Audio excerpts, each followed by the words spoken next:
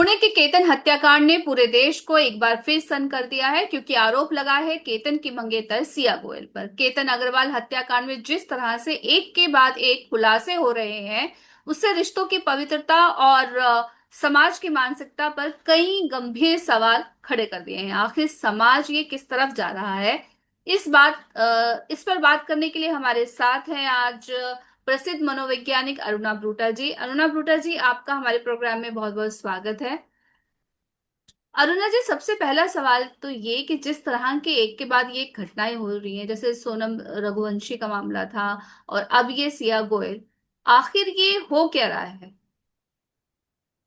वो कुछ नहीं रहा।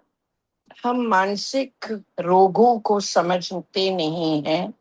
बोलते जरूर हैं, आजकल फैशन हो गया है मानसिक रोगों को डिस्कस करने का, लेकिन उस पे अमल दिल से कोई नहीं समझना चाहता। क्या आप किसी का खून कर सकते हैं? क्या आप किसी को धक्का ऐसे पहाड़ी से दे सकती हैं?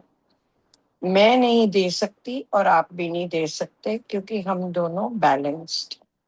ठीक है ना? अच्छा, दो तरह की आपको मैं डिस्क्रिप्शंस देती हूँ। एक तो ये है कि ये मानसिक रोग है, ये कैरेक्टर खराब नहीं है। दूसरा ये है, एक होती है ब्रेन की स्थिति, आईक्यू, आईक्यू लेवल है, इंटेलिजेंस लेवल है। एक होता है ईक्यू, इमोशनल क्वोशंट। आप कई बार कहते हो उस आदमी से भिड़ना नहीं, वो बिना बात पे भिड़ जाता है, फिर माफिया मांगता है, यानी कि इमोशनल बैलेंस नहीं है। लेकिन साथ साथ अगर मानसिक रोग हो तो आप क्या कहोगे? जैसे बहुत लोग आकर मुझे कहते हैं मेरी मदर का किसी से अफेयर है, मेरे फादर का किसी से अफेयर है, तो आप लोग कहते हो लुच्चा है, लफंगा है। नहीं, मानसिक रोग है। इसे मेनिया कहते हैं, मैनिक डिप्रेशन कहते हैं। प्लस इसके साथ साथ जिस विशेष केस की आप बात कर रही हैं, वहां पे ये है कि कोई जो क्रोमोसोमल स्ट्रक्चर है एक व्यक्ति का, उसमें क्रिमिनल माइंड है। ये बहुत बड़ी एक रिसर्च है जो कहती है क्रिमिनल कोई बनता बनाता नहीं है, बनता बनाता वही है जिसकी टेंडेंसी होगी। और टेंडेंसी मींस प्रवृत्ति होगी, प्रवृत्ति मींस कि जन्मांध्रु होगी।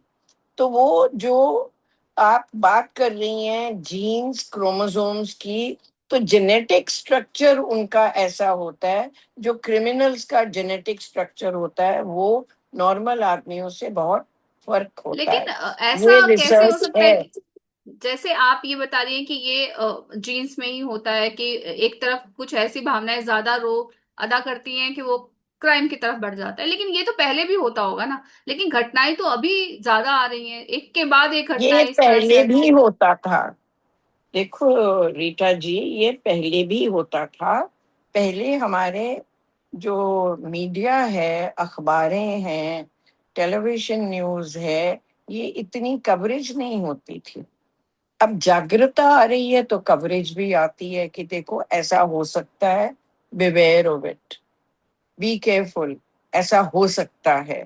तो जब आप रिश्ते करते हैं, बेटी को देना है दूसरे घर, अगर वो उससे पहले कहती रही कि मैंने इससे शादी करनी है, करनी है, करनी है, और आप ना ना ना करे जाते हैं, तो फायदा?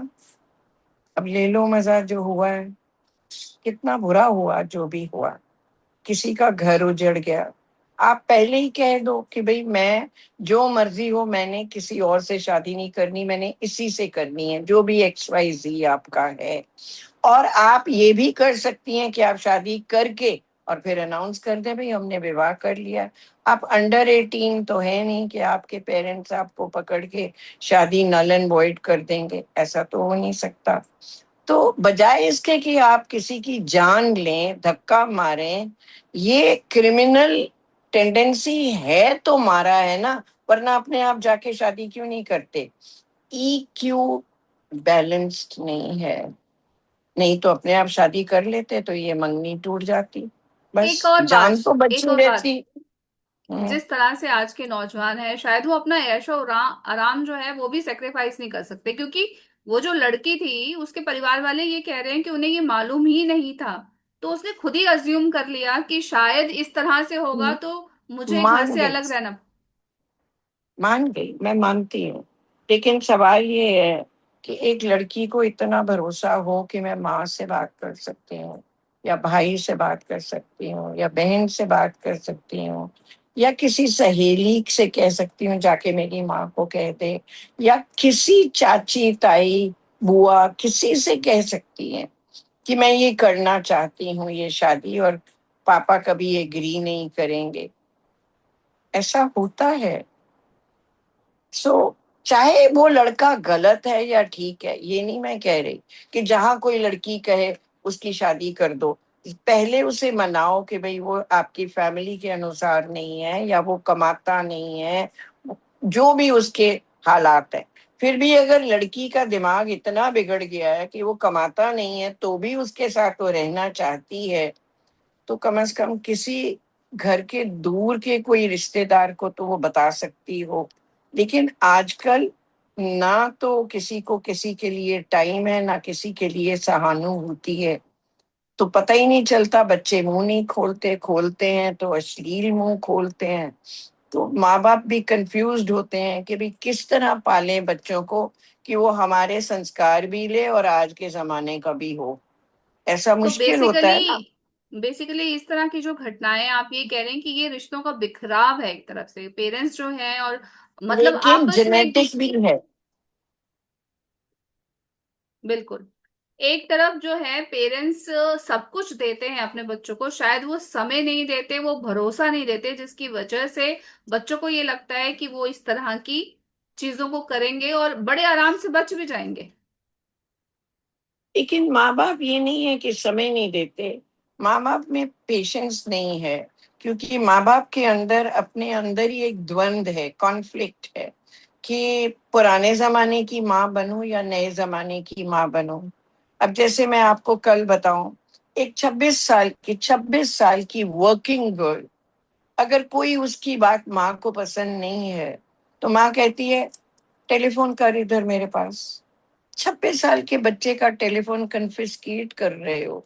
ना तो वो टेलीफोन एडिक्ट है, नौकरी करती है वो बच्ची, वो कोई एडिक्ट नहीं है अपने टेलीफोन पे। एडिक्ट हो तो मैं कहूँ हाँ भाई फोन रिस्ट्रिक्ट करो, राइट। लेकिन वो बच्ची काम करती है, कमा के लाती है, अपना करियर बना रही है, एंड अगर उसका कोई फ्रेंड है भी तो आप मना तो नहीं कर सकते ना। आजकल जिस ऑफिस में आप काम करेंगे 100 तरह के लोग होंगे, आप अलग से मुंह बना के तो नहीं बैठ जाएंगे। आपका उठना बैठना तो सबसे होगा। अगर किसी से लगाव है तो वो घर आके बताती है कि मेरा लगाव है, ये लड़का अच्छा नहीं है, किस खानदान का है, इसकी राशि क्या है, इसकी कुंडली लेके आओ, नहीं इसके माँ बाप हमें पसंद नहीं है, टेलीफोन लाओ इधर, इधर लाओ, अब तुम ऑफिस जाओ टेलीफोन नहीं मिलेगा। 26 साल के बच्चे को अगर आप ऐसे कहते हो तो वो विद्रोह तो करेगा ना। फिर हमें ये नहीं पता हम पुराने जमाने के माँ बने या हम नए जमाने की माँ बने। डेमोक्रेसी रखें, बच्चे को सुन तो लो वो क्या कह रहा है। टाइम है सुनने का, दिमाग नहीं है कि वो उस बात को हम हैंडल कैसे करें, ये नहीं आता हमें, ये सीखना चाहिए। और मैं कहूँ कि मनोवैज्ञानिक से फैमिली काउंसलिंग करा लो तो फट कह देंगे हम कोई पागल है, हम क्यों काउंसलिंग में जाएं, और पूरी फैमिली जाए। एक बार मुझे किसी ने कहा आप बताएंगी कि मुझे अपने बच्चे कैसे पालने हैं, क्या मुझे नहीं आता, मेरी माँ को नहीं आता, मेरी सास को नहीं आता बच्चे पालना, मैं क्या कहूंगी बताओ। अल्टीमेटली उनकी लड़की ने फिर सुसाइड करी। बहुत पुरानी बात बता रही हूँ आपको। Do you see that? So question is, society में हो भी बहुत कुछ रहा है, हमें अपने राइट्स पता लग गए हैं, अपनी ड्यूटीज नहीं पता लगी। हमारे में वो एक पुरानापन है जो मैं आपसे कह रही हूँ, पेरेंट्स की तरफ बच्चों में भी है कि ये बात मम्मी पापा को बोलें कि नहीं बोलें। मारेंगी या बोलना बंद कर देंगी या ताने देंगी या हमारा घर से बाहर जाना बंद कर देंगी, तो वो जैसे आप कह रहे हो ना, तकलीफ नहीं उठाना चाहते, जरा बंद करके एक बार देखो तो सही, क्या पता आपकी माँ बहुत अच्छी तरह आपको हैंडल कर ले, कोई पता थोड़ी है। ये बच्चों के अंदर एक भय डाला होता है, और उसके बाद क्या होता है, फिर बच्चे गलत कदम उठाते हैं, फिर हम उनकी मारा पीटी करते हैं, उनको अश्लील कहते हैं, उनको गाली गलौज करते हैं। 17 साल हो गए एक लड़की की शादी को, 2 बच्चे हो गए, बाप ने अभी तक घर आने की इजाजत नहीं दी, बाप का गुस्सा नहीं उतरा कि मेरे से पूछे बिना क्यों शादी की अपने आप, इतना क्रोध। फिर हम कहते हैं हम अपने बच्चों को प्यार करते हैं। आपको पता है कि उस बच्ची पे अभी भी 17 साल की शादी के बाद क्या बीत रही है?